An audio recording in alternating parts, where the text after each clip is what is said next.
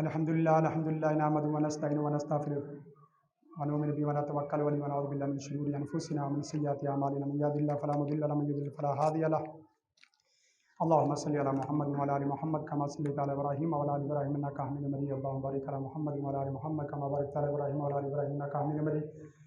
हम अपने मोहतरम मकाम फ़ज़ीलतुश शेख ग्रामी कदर मेहमान जनाब अरब ज़मीन से और हरमैन शरीफ से तशरीफ़ लाए हुए मेहमान मौलाना फ़ज़ीलतुश शेख ग्रामी कदर मेहमान अब्दुल्ला गाज़ी साहब, उनकी खिदमत में मुल्तमिस हूँ कि वो आएँ और आखिरी 5 से 10 मिनट, जैसा कि हफ़ साहब का कहना था, तो आप पंदो नसीहत फरमाए। यानी अब्दुल्ला गाज़ी फलियतफ़द्दल मशकूरा। अस्सलामु अलैकुम व रहमतुल्लाहि व बरकातुह। इन्नल हम्दलिल्लाह नहमदुहु व नस्तईनुहु व नस्तगफिरुह व नऊज़ु बिल्लाहि मिन शुरूरि अनफुसिना व मिन सय्यिआति अअमालिना मन यहदिहिल्लाहु फला मुदिल्ल लहु व मन युद्लिल फला हादिय लहु وأشهد أن لا إله إلا الله وحده لا شريك له وأشهد أن محمدًا عبده ورسوله صلى الله عليه وعلى آله وصحبه وسلم تسليمًا كثيرًا إلى يوم الدين. أما بعد، اتقوا الله عباد الله واستمسكوا من الإسلام بالعروة الوثقى. قال الله تبارك وتعالى في كتابه المجيد: يا أيها الذين آمنوا اتقوا الله حق تقاته ولا تموتن إلا وأنتم مسلمون. يا أيها الناس اتقوا ربكم الذي خلقكم من نفس واحدة وخلق منها زوجها وبث منهما رجالا كثيرا ونساء واتقوا الله الذي تساءلون به والأرحام إن الله كان عليكم رقيبا. يا أيها الذين آمنوا اتقوا الله وقولوا قولا سديدا يصلح لكم أعمالكم ويغفر لكم ذنوبكم ومن يطع الله ورسوله فقد فاز فوزا عظيما. ثم أما بعد، أمة الإسلام، شرع الله عز وجل لعباده أنواعا من الطاعات يقربهم بها إلى الله عز وجل، بها يثقل ميزان العبد يوم القيامة. ومن هذه الطاعات حسن الخلق. حسن الخلق بها ترفع الأعمال وتثقل الميزان. قال النبي صلى الله عليه وسلم: ما من شيء أثقل في ميزان العبد يوم القيامة من خلق حسن. رواه الترمذي. خلق يتجلى بالمسلم ليتصف به ويعمل به. هذا الخلق العظيم يرفع الإنسان به درجته وهو في مكانه. قال النبي صلى الله عليه وسلم: إن المؤمن ليدرك بحسن خلقه درجة الصائم القائم. إنسان يصوم النهار لا يفطر، وآخر يقوم الليل إلى صلاة الفجر، أيهما أثقل عند الله عز وجل؟ الذي حسن خلقه وهو عمل يسير. النبي صلى الله عليه وسلم كان يسأل الله عز وجل في صلاته لأن يهديه لحسن خلقه، فيقول النبي صلى الله عليه وسلم في دعائه: اللهم اهدني لأحسن الأخلاق لا يهدي لأحسنها إلا أنت، واصرف عني سيئها لا يصرف عني سيئها إلا أنت. الله أكبر. النبي صلى الله عليه وسلم مدحه الله في كتابه المجيد بأنه على خلق عظيم، ومع ذلك يسأل الله عز وجل أن يهديه لأحسن الأخلاق. أيها الأحبة، حسن الخلق يكون بالقول وبالفعل.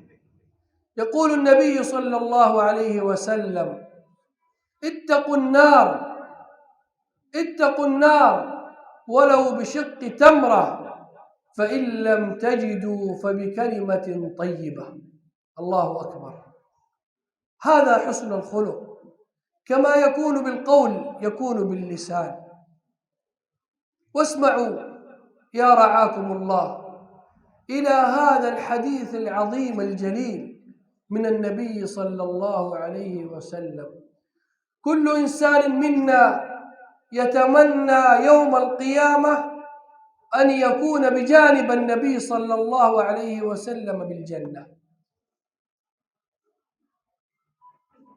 كل منا يتمنى ذلك.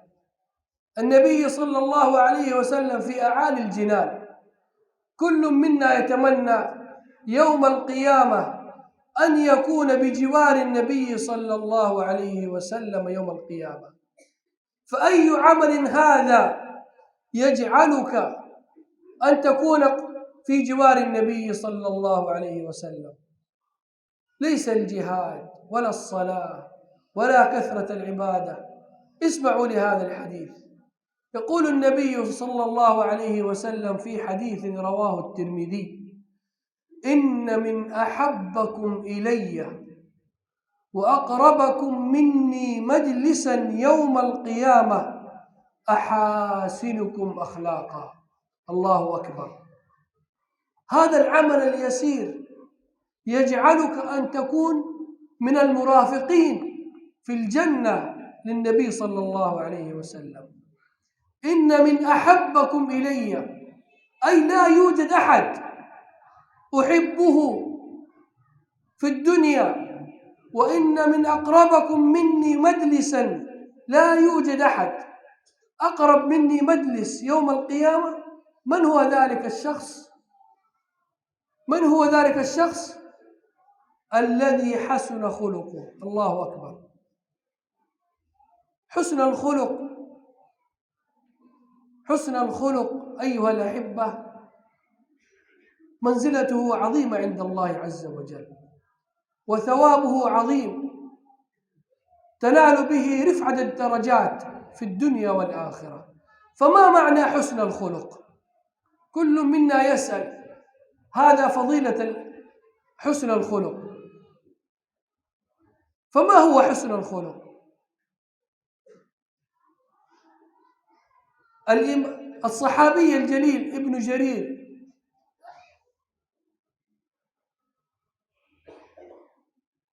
يقول: ما رآني نبي صلى الله عليه وسلم إلا تبسم في وجهي. هذا حسن الخلق، التبسم. النبي صلى الله عليه وسلم ما ضرب قط شيئا بيده، ولا امرأة ولا خادمة. متفق عليه. هذا حسن الخلق. تلقى أخاك بوجه طلق، هذا حسن الخلق. تتعامل مع زوجتك في البيت، مع أولادك بالرفق وباللين، هذا حسن الخلق. النبي صلى الله عليه وسلم يقول لعائشة رضي الله عنها: عليك بالرفق، عليك بالرفق، ما كان الرفق في شيء إلا زانه، وما نزع من شيء إلا شانه. هذا الرفق. الكلمة الطيبة، هذا حسن الخلق. البشاشة في الوجه، التواضع، هذا من حسن الخلق.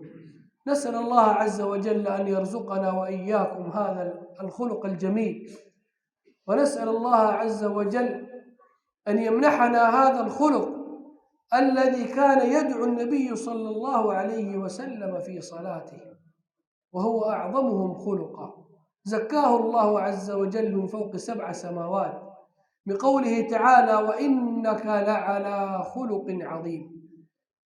وعائشة تقول رضي الله عنها: كان خلق النبي صلى الله عليه وسلم القرآن. هذا كان خلق النبي صلى الله عليه وسلم. أقول قولي هذا وأستغفر الله العظيم لي ولكم ولسائر المسلمين من كل ذنب، فاستغفروه إنه كان للأوابين غفارا.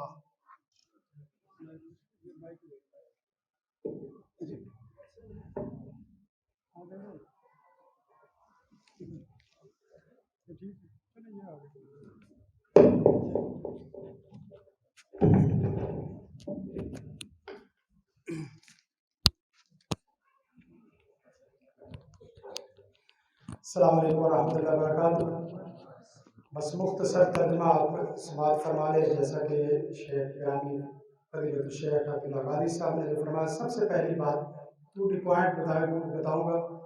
اتقوا اللہ، ہمیں اللہ سے ڈرنا چاہیے، ہر حال میں اللہ سے ڈرنا چاہیے۔ اور دوسری بات جو انہوں نے کی، صرف اللہ رسول کی ہی اطاعت ہونی چاہیے، اس کے علاوہ نہیں۔ اور تیسری بات یہ ہے کہ ہم کو اچھا بااخلاق مسلمان بننا چاہیے، اچھا بااخلاق مسلمان۔ حدیث جو پیش کی نبی کائنات صلی اللہ علیہ وسلم کا فرمان کہ ما من شیء اثقل فی المیزان یوم القیامہ، روز قیامت میزان میں اچھے اخلاق سے بدلی دنیا میں کوئی عبادت اور کوئی نیکی نہیں ہوگی۔ اور اسی طرح فرمایا اخلاق سے بندہ وہ درجات حاصل کر لیتا ہے جو درجات نماز روزے اور دیگر چیزوں سے حاصل نہیں ہو پاتے۔ فرمایا ان المومن لیدرک درجات الصائم القائم، روزے دار کا جو درجہ ہے وہ حاصل کر لیتا ہے اچھے اخلاق والا۔ ساری رات قیام کرنے والا وہ ایک طرف ہو بااخلاق، ایک طرف ہو بااخلاق روزے دار کا بھی اور قیام کرنے والے کا بھی درجہ حاصل کر لیتا ہے۔ اور اس کے بعد اخلاق درست کرنے کے لیے ہی نماز بنائی گئی ہے۔ نماز کا مطلب یہ ہے کہ بندہ بااخلاق ہو جائے۔ اس کا مطلب یہ ہے کہ نمازی بندہ بد اخلاق نہیں ہو سکتا۔ نمازی بندہ ہمیشہ اچھے اخلاق کا مالک ہوتا ہے۔ اور ساتھ ہمیں یہ دعا کرتے رہنا چاہیے، اللہم اہدنی لیحسن الاخلاق، اللہ مجھے اچھے اخلاق کا مالک بنا اور اچھے اخلاق کی ہدایت عطا فرما۔ اور یہی وجہ ہے کہ قرآن مجید نے انک لعلی خلق عظیم، اے حبیب آپ کا مرتبہ مقام وہ دیگر بھی ہے، لیکن سب سے بڑا اچھا مرتبہ مقام یہ ہے کہ اللہ تعالیٰ نے آپ کو اچھے اخلاق کا حسنہ کا مالک بنایا ہے۔ اور ساتھ فرمایا اخلاق صرف زبان کا نام نہیں، اخلاق قول اور فعل دونوں کا نام ہے۔ یعنی زبان کا بندہ میٹھا ہو، رویوں میں اس کی ترش اور سختی پن ہو، یہ نہیں ہے۔ اس لیے اخلاق قول اور فعل دونوں کا نام ہے۔ فرمایا اتقوا النار ولو بشق تمرہ، آپ کھجور صدقہ کر کے اچھے اخلاق سے آپ آگ سے بچ جائیں۔ اور اگر یہ نہ ہو سکے، کسی کے پاس کھجور بھی نہ ہو، کم از کم بکلمۃ طیبہ، اچھا کلمہ تو ہے، اچھا میٹھا بول تو ہے، میٹھے بول سے جنت پا سکتا ہے۔ لہذا آپ کو مال کا مسئلہ نہیں، اچھے بول بولو۔ اور فرمایا ہر آدمی چاہتا ہے کہ وہ رسول کا پڑوسی ہو، ہر آدمی چاہتا ہے کہ اسے رسول کا ساتھ ملے، لیکن وہ رسول کے ساتھ کے لیے، پڑوس کے لیے اللہ نے نماز دیگر عبادات کا نہیں کہا۔ فرمایا جو آدمی اچھے اخلاق کا اختیار کرتا ہے وہ میرے نزدیک سب سے اچھا وہ آدمی ہے جو سب سے اچھے اخلاق والا ہے۔ گویا کہ روز قیامت اللہ کے رسول کا جو پڑوس چاہتا ہے اس کو اچھے اخلاق اپنانے چاہیے۔ اور اسی طرح فرمایا ھذا الامر یسیر، یہ عمل بڑا آسان ہے، یہ مشکل نہیں ہے، آپ اس کو کر سکتے ہیں۔ اور پھر اس کے بعد فرمایا فما ہوا حسن الخلق، اچھا اخلاق ہے کیا؟ اس کے لیے چند ایک مثالیں جو آخری وقت میں فرمایا ابن جلیل وہ فرماتے ہیں کہ نبی کائنات صلی اللہ علیہ وسلم کے اخلاق کو دیکھا جائے، التبسم مسکرانا یہ بہت بڑا اخلاق ہے. آپ کم سے کم مسکراتے رہے. مومنوں کو مسلمانوں کو دیکھ کے بہت پیارا پیغام, اور یقین کرے 5-10 منٹ میں پورے دین کا خلاصہ رکھ دیا. اور فرمایا کہ اللہ کے رسول نے کبھی بھی کسی کو مارا نہیں ہے. اللہ کے رسول ہمیشہ بِطَلْقٍ وَجْهٍ کشادہ چہرے والے, ہمیشہ مسکراتے ہنستے چہرے والے تھے. اور فرمایا اللہ کے رسول کا اچھا اخلاق یہ بھی ہے کہ تتعامل مع زوجتی و اولادہ, کہ اپنی بیوی کے ساتھ ہاتھ بٹانا, اپنی اولاد کے ساتھ ہاتھ بٹانا, ان کے ساتھ مل بیٹھنا. اور اس کے ساتھ ساتھ آپ نے سیدہ عائشہ رضی اللہ تعالیٰ عنہ کو فرمایا علیہ کی بالرفق, اے عائشہ اچھا اخلاق اپنانا چاہتی تو اس کے لیے نرمی بنا لو. جس کو نرمی دی گئی بہت بڑی عنایت کر دی گئی اللہ کی طرف سے. اور ساتھ فرمایا التواضع, اچھی تواضع, رویوں میں نرمی ہو. اور نبی کے اخلاق کے متعلق پوچھا گیا تو سیدہ عائشہ فرماتی ہے کہ آپ کا تو پورا قرآن ہی اخلاق ہے. کوئی پوچھے کہ رسول کا اخلاق کیا ہے, پورا قرآن پڑھ لو, پورا قرآن ہی اللہ کے رسول کا اخلاق ہے. اسی کے اوپر ہمیں زندگی بسر کرنی چاہیے. ہمیں اچھا عقیدہ بھی عطا فرمائے اور ساتھ ساتھ ہمیں اللہ تعالیٰ بااخلاق مسلمان بننے کی توفیق عطا فرمائے. دعا ہے اللہ تعالیٰ شیخ گرامی کی زندگی میں علم عمل میں برکت پیدا فرمائے اور ان سے دل دگنی رات چگنی, ان کو ترقی بھی عطا فرمائے, کامیابی بھی عطا فرمائے. آپ سب کے گھروں میں رحمت فضل کرم عطا فرمائے. زندگی شعور سے. الحکمہ انٹرنیشنل.